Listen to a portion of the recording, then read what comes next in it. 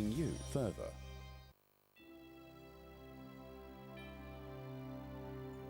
As you work hard to build your wealth, we will work with you to keep it safe, make it grow, and make it all worthwhile. ING Private Banking, taking you further. You can do things the long way, or you can do things the efficient way.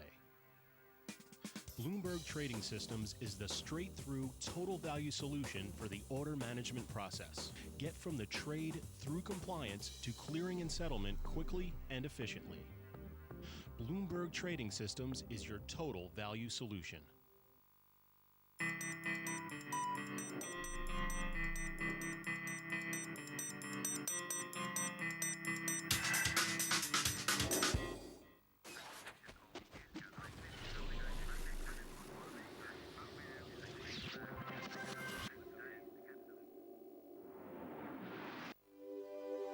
FXCM brings you the World Currency Update.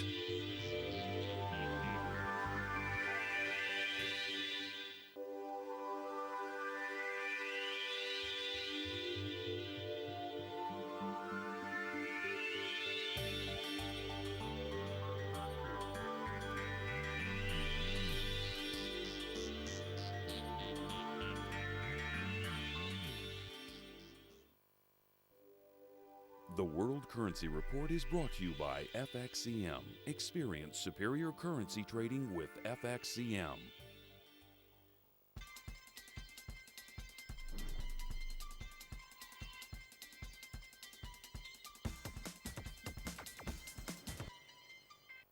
Around the globe, around the clock. You're watching the world's ultimate financial authority, Bloomberg Television, a wealth of information.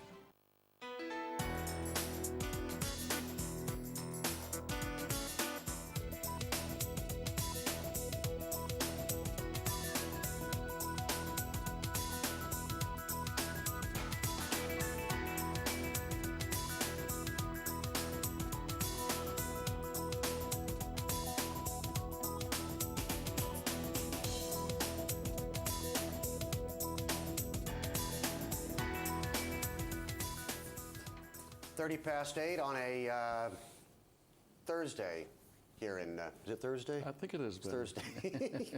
Boy, these work weeks just kind of just whiz by here.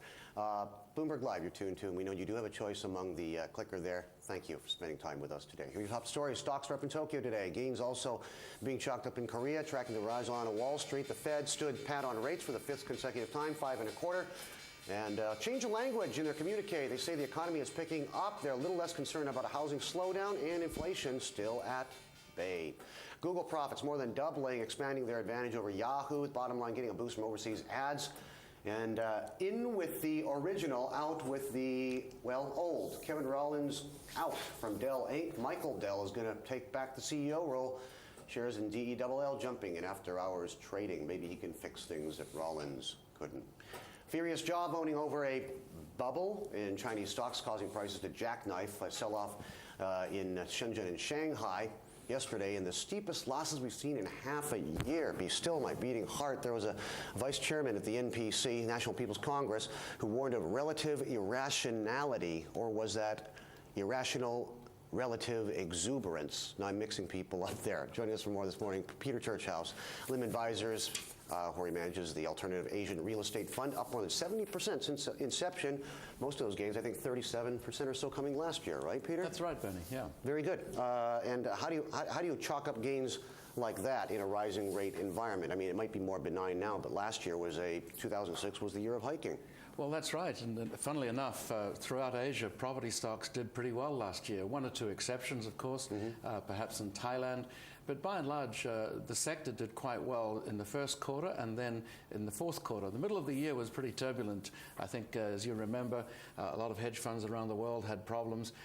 We sort of steered our way through that, luckily enough, and did okay by the end of the year.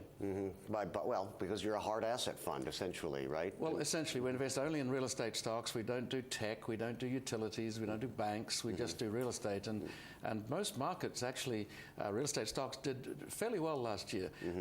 You could see that certainly in India and China in the first half of the year. Even Hong Kong picked up in the back end of the year. Japan did okay.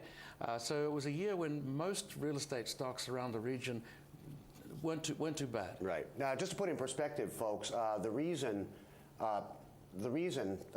Peter sticks with real estate stocks is he's got past iterations in a long-running career, formerly with Morgan years ago, where he was focused entirely on the property market. So here's a man who really focuses on his core competence and doesn't try to be all things to all people. I got to ask you about what's going on in China, though. You know, all this talking, it seems like what they're trying to do is head off any Hu Jintao or Wen Jiabao pronouncement that this is too much, forget it. You know, so you got people talking about, you know, more clampdowns coming on lending for real estate. The stock market just took a complete dive yesterday. How much Shimao, how much Shui On do you have in your portfolio, China-related exposed stock? Yeah, we've trimmed back quite a bit in China. We've got very little in China now. We've been trimming back since late November, early December. Stocks have still continued to do well until the last couple of weeks, obviously. But I think China's right to try and slow down its capital spending in all sorts of areas, including real estate. So I think that's a fairly obvious thing here. I think more than anything, though, I think the authorities are concerned about the rapid pace of lending to many sectors and the problems that's going to pose ultimately for the banks if we see any kind of downturn. So that's where I think the big problem lies. It's just excessive capex going into areas which may well turn out to be unproductive. It would seem that with these strategic, bombs that are coming out of people's mouths in China, what they're trying to do is kind of take the boil off without causing a complete collapse of a house of cards in China. Do you think this is all going to end up being a happy story with people using that, much often, overused cliche, a healthy correction in these markets? Or soft landing. Whatever. Most landings are not very soft, and there's always pain for somebody in a landing, let's face it. So my sense here is it's going to be fairly hard to engineer a totally soft landing in stocks. It is definitely getting a little excessive. Valuations are very stretched in the A share market right now, and you're now getting that differentiation where the H shares in Hong Kong are trading below, significantly below the A shares. So I think you're going to see a little bit of jawboning about the stock market. The first time we've seen that for some time it was just in the last 3 or 4 days. We've certainly seen a lot of jawboning about property, but now we're getting it about the stock market as well. So I'd be quite wary about the China market over the short term. Okay. You've also got a pretty what appears to be a fairly healthy cash component. What percentage are you holding in cash right now? You want to be able to pounce, right? That's exactly right. We're actually, if one looks at it in these terms, we're underinvested right now. We're only about 63 or 64% invested. So we have cash available. We've taken money off the table, but we are fairly long Japan. We're very long in Singapore. We're very optimistic about the trends that are going on in Malaysia. But as I say, we've taken money off what I call the emerging markets of India and China over the last 6 weeks. I mean, when you look at a place like India and the Mumbai market, the demand for really livable, expatriate level grade A accommodation is very, very limited, isn't it? I mean, and the construction pace is not keeping up with demand. That's the problem. They just can't get their act together in terms of getting those cranes, getting those pile drivers out there and onto the site. Absolutely. India has been one of those markets, a little bit like China, where it's had all sorts of regulatory impediments about owning property for the last 50 years. There's hardly anything being built in 50 years.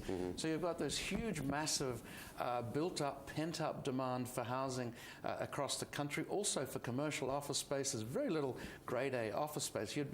Most of the office office buildings you go to in India are disgusting places, and there really is a demand. So I think the industry there is bubbling away very, very strongly right now.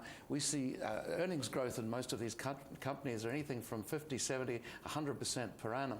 So the fundamentals look pretty good, but we do see India trying to slow down these excesses in investment and lending. You have basically I don't want to use it because some people think it's a dirty label, but it's like a hedge fund because you do have options. You're not a long-only equity mutual fund, but you can short as well. You've been increasing your short positions, but your mobility and your ability to use this tool is quite limited in Asia. There are only so many counters which are authorized for shorting, and then you're only in real estate as well. Absolutely, the ability to short in Asia is very restricted. So let's face it, most funds that call themselves hedge funds in this part of the world are in fact mutual funds. They're not long only, but they're very much on the long side, and we admit to that ourselves. We can't short in many markets. We can't short in Malaysia, Philippines, Indonesia, even in Hong Kong. It's tough because not every stock is shortable. Japan, you can't get the borrow on small stocks. So the ability to short is actually quite limited,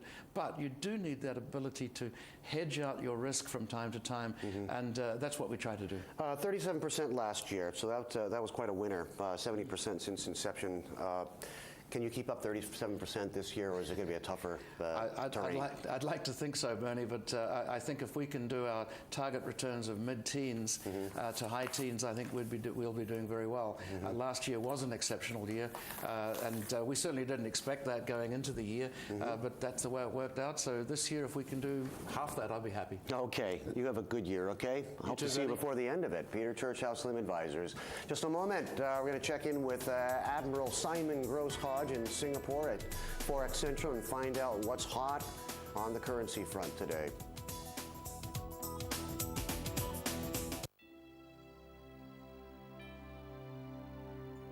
As you work hard to build your wealth, we will work with you